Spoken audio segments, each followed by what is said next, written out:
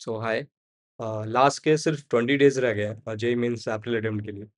And I think this is a very crucial time and very important time. Okay, तो इस समय तुम randomly कोई भी चीज़ नहीं कर सकते, ठीक है?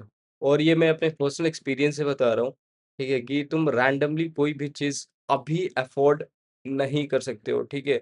क्योंकि अभी तक तुमने जितना भी पढ़ा है, जितना भी तुमने चीज़ों को पढ़ा है ना, now it's time to organise everything. Okay, तो कैसे क्या करना है, क्या-क्या करना है मैं बताता हूँ तुम्हें, ठीक है? तो सबसे पहले लाइक अभी तुम्हें ओवरथिंकिंग और लाइक पैनिक स्टेट में माइंड चला जाता है, आई एग्री। मेरा भी चला जाता था और बहुत लोग मतलब जो भी सीरियस एस्पिरेंट्स होते हैं, उनके लाइक जाते हैं और जिनको फ़र्क ही नहीं पड़ता तो भाई छोड़ो, ठीक है। तो सबसे पहले इस बात को समझो कि अगर तुमको ओवरथिंकिंग हो रहा है, लाइक पैनिक कर रहे हो, ठीक है? तुमको डर लग रहा है, so this is a very normal thing. Okay. JEE is I think this is an important exam of your life, and so it is very natural. Okay. So ठीक है, तुम इसको कंट्रोल नहीं कर सकते हो, but just like congratulate yourself because अगर तुम्हें ऐसा कुछ हो रहा है, इट मीन्स लाइक तुम लाइक जो चीज़ तुम्हें जेईई सिखाने वाला था, तुम ऑलरेडी उस चीज़ को क्वालीफाई तो करती हो। क्योंकि लाइक तुम्हारे ऐज में या हमारे ऐज में जो लाइक अभी के जो जनरेशन के लोग हैं, like they are like most of the peoples are doing parties and all, और कुछ लोग गेम खेलते हैं, घूमते-फिरते हैं, बहुत सारी चीज़ें, ठीक है? तो लाइक तुम अभी देख तुम ये वीडियो देख रहे हो या फिर कोई भी तुम जेईई रिलेटेड वीडियोज़ देख रहे हो, it means you are serious. Okay, it means you are serious about your future.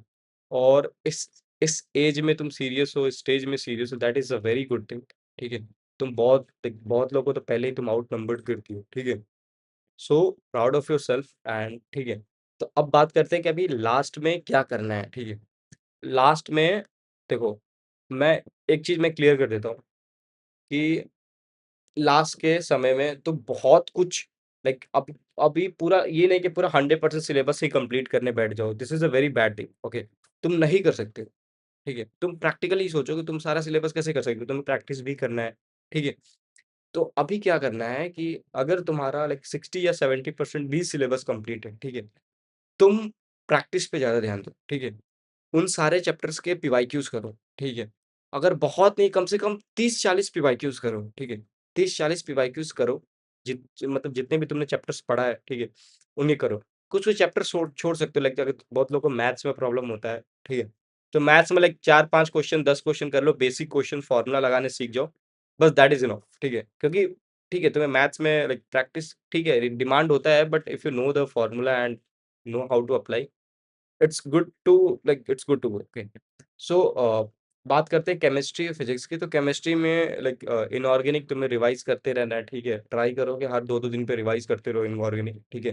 Trends वगैरह, कॉन्फ़िगरेशन, ठीक है? थोड़े बहुत एक्सेप्शंस वगैरह ये सब होते हैं ना, इनको रिवाइज करते रहो क्योंकि बार-बार पूछते हैं, ठीक है? और फिजिक्स में मैंने तुम्हें बताया था कि लाइक तुम्हें कॉन्सेप्चुअल अंडरस्टैंडिंग होनी चाहिए, ठीक है?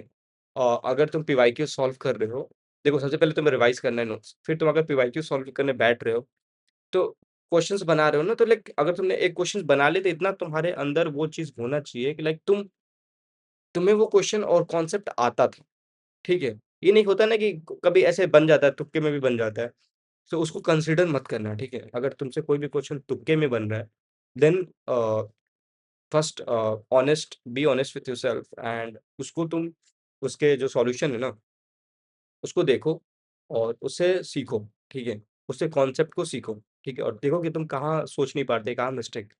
तो basically you have to solve the PYQs and also you have to learn from them, okay? Rush में एकदम सॉल्व नहीं करना। देखो स्पीड मैटर करता है, but with understanding you have to solve, okay? क्योंकि ज़्यादातर ना पीवाईक्यू से ही मतलब डिराइव्ड समव्हाट क्वेश्चन्स आते हैं, ठीक है? ये लोग नए कॉन्सेप्ट पे क्वेश्चन नहीं दे सकते। ये बात एकदम एकदम पक्की ले लो, ठीक है? एकदम श्योर ले लो कि ये लोग नए कॉन्सेप्ट पे क्वेश्चन नहीं दे सकते। बहुत होगा तो 1-2 क्वेश्चन्स आ सकते हैं, बट नहीं आएँगे। मतलब जो पीवाईक्यूज़ के जो क्वेश्चन्स होंगे ना, लाइक समव्हाट उसको ट्विस्ट करके ये लोग देंगे, ठीक है?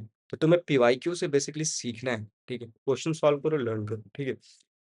अब जब देखो अभी सब उसके बाद जो सबसे इम्पोर्टेंट चीज़ है वो है मॉक्स, ठीक है?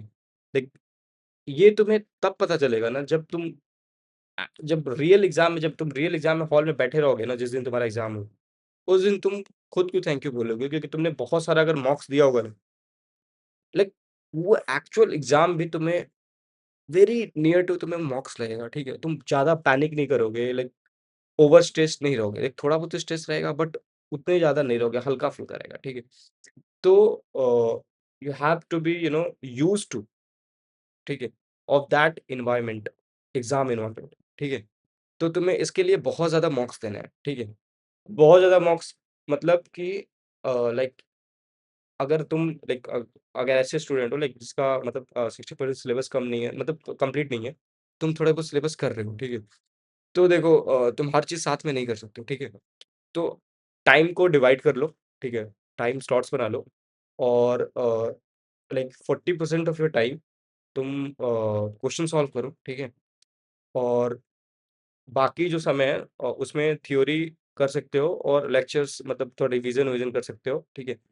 और मॉक्स देखो तुम वीक में 4 मॉक्स दो मिनिमम, इतना टाइम निकालो, ठीक है? क्योंकि लास्ट के सिर्फ लाइक 3 ही वीक्स बचे हैं ना, तो कम से कम लाइक 12 मॉक्स तो एटलीस्ट दे लो लास्ट के 20 डेज़ में, ठीक है?